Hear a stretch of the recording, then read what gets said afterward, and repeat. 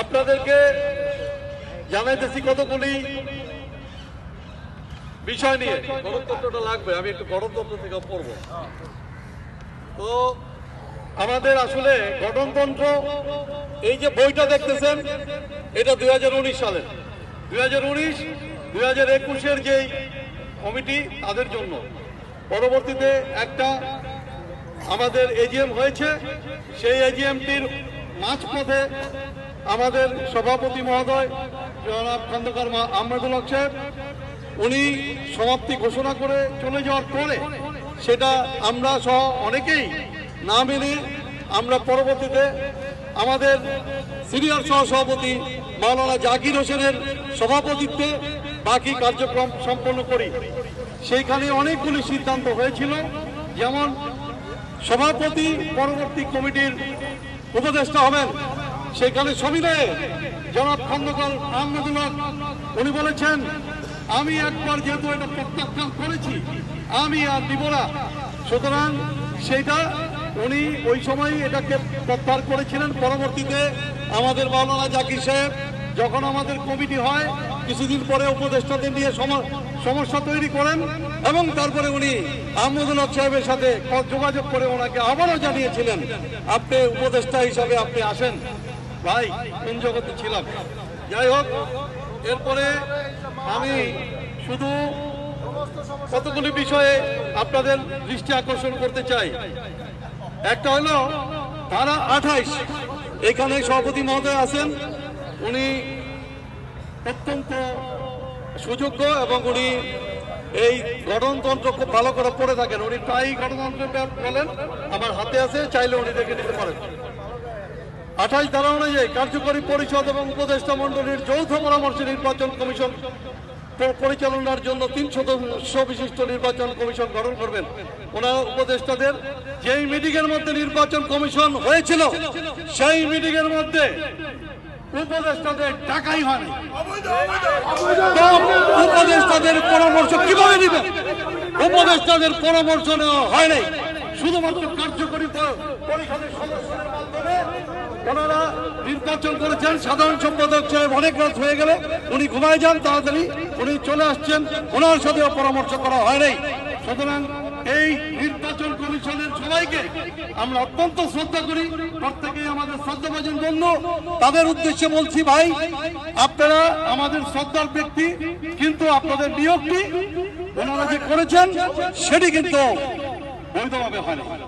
কারণ যেহেতু উপদেষ্টাদের একটা পরামর্শ প্রয়োজন ছিল, সেই মিটিং এর মধ্যে উপদেষ্টারা ছিলেন না।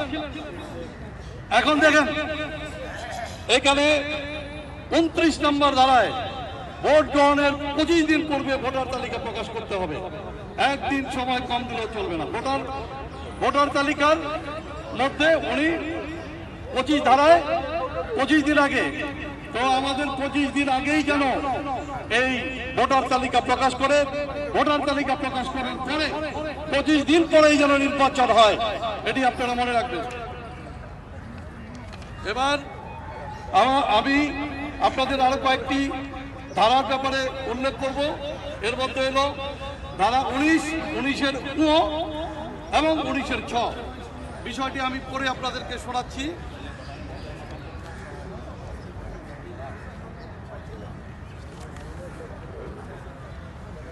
উনিশের উ কি লেখা আছে?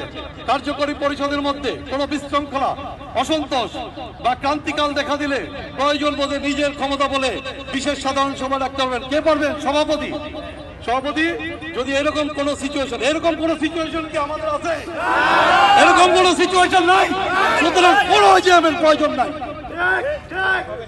এরপরে দেখেন ছতে আছে সংঘের যে কোনো ক্রান্তি লগ্নে সভাপতি যদি মনে করেন সংঘ অচল হয়ে গেছে, সদস্যদের মধ্যে অসন্তোষ, অন্তর্দ্বন্দ্বের ক্ষোভ চলছে, যে কোনো মুহূর্তে শারীরিক, মানসিক এবং ধ্বংসাত্মক কিছু ঘটাতে পারে, তাহলে ওই মুহূর্তে সভাপতি পরিষদ ভেঙে দিয়ে সকল দায়িত্ব উপদেষ্টা পরিষদের উপর ন্যস্ত করবেন অথবা সাধারণ সভার সিদ্ধান্ত অনুযায়ী কাজ করবেন।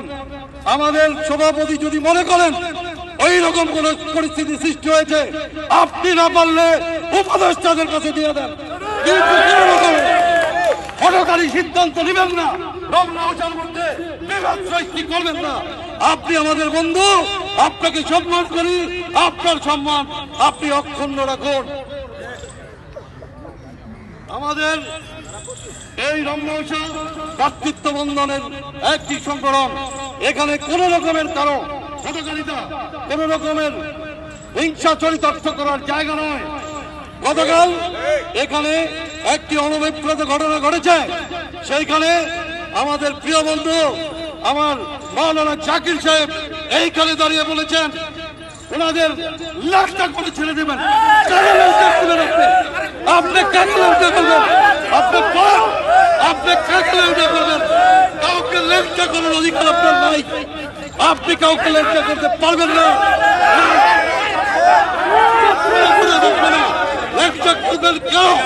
আমরা কি অন্যায় করেছি কোনোভাবে লেখা করতে পারবেন না। আপনারা জানেন আমাদের এই রমনা ওসার মধ্যে আমাদের আরো কতগুলি ধারা, যেমন 21-এর উহ, আপনাদেরকে আমি 21-এর উহ পড়ে শোনাচ্ছি। 21-এর উহ, কার্যকরী পরিষদ কর্তৃক গৃহীত সকল প্রকার প্রস্তাব বাস্তবায়নের ব্যবস্থা করা কে করবেন? সাধারণ সম্পাদক।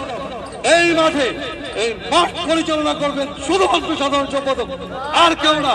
গণতন্ত্রে কোনো জায়গায় যদি দেখাতে পারেন সভাপতি মাঠ পরিচালনা করবেন, তাহলে আপনারা যা শাস্তি দিবেন মাথা পেতে দেবো। কালকে সারাদিন, আচ্ছা দেখা সারাদিন আমি কিন্তু এই বিষয়ে মাঠ পরিচালনার দায়িত্ব সাধারণ সম্পাদকের, অন্য কারো নয়।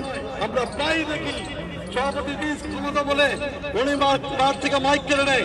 গতকালকে মাইক